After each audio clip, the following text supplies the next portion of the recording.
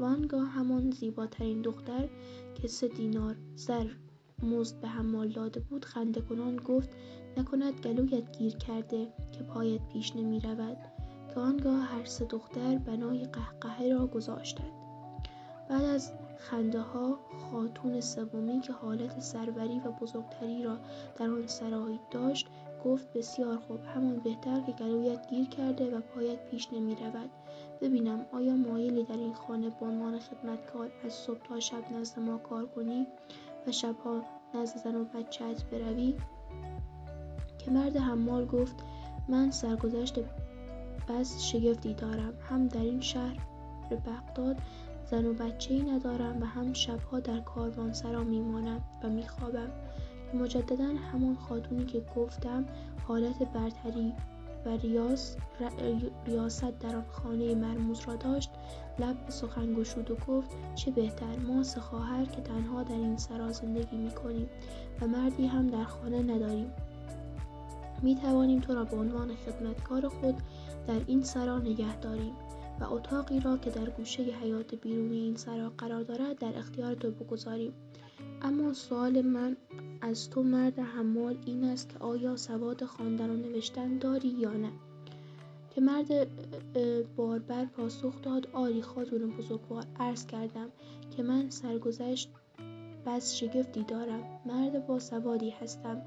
که بد حادثه و تلخی سرنوشت عاقبت مرا به حمالی در بازار بغداد و روزها ایستادن بر سر 4 سوق و شبها خوابیدن در کاروانسرا کشانده است. خاتون سومی گفت حالا که سواد داری سرت را بالا کن و آنچه را که بر بالای طاق طارمی نوشته شده است را با صدای بلند بخوان.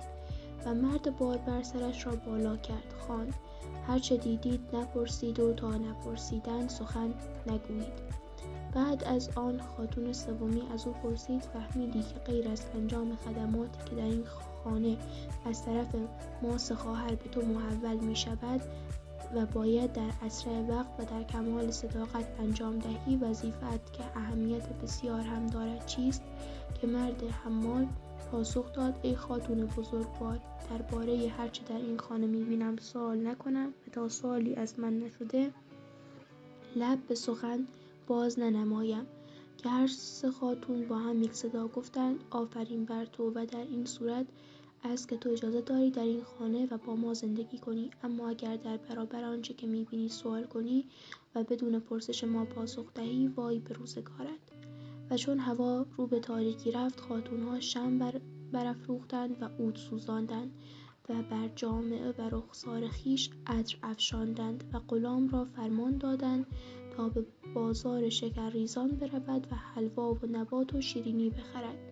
هنگامی که مرد حمال برای خرید حلوا از خانه خارج میشد خاتون سومی دوباره تکرار کرد یادت باشد که بیرون از خانه هم هرگز حق سخن گفتن درباره ما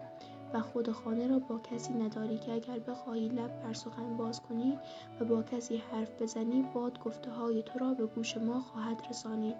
و بر سر تو همان بلایی خواهد آمد که بر سر خدمتکاران قبل از تو آمد.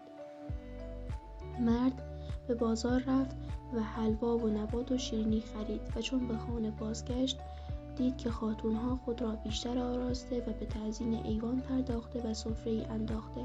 و در وسط سفره سینی بزرگی نهاده و میوه ها را در آن انباشته‌اند. آنگاه حلوا و شیرینی را نیز در 2 ظرف بزرگ چیدند و آن را در 2 سمت سفره نهادند و سپس 4 تن نوشیدنی هم با جام‌هایی در 4 گوشه سفره گذاشتند.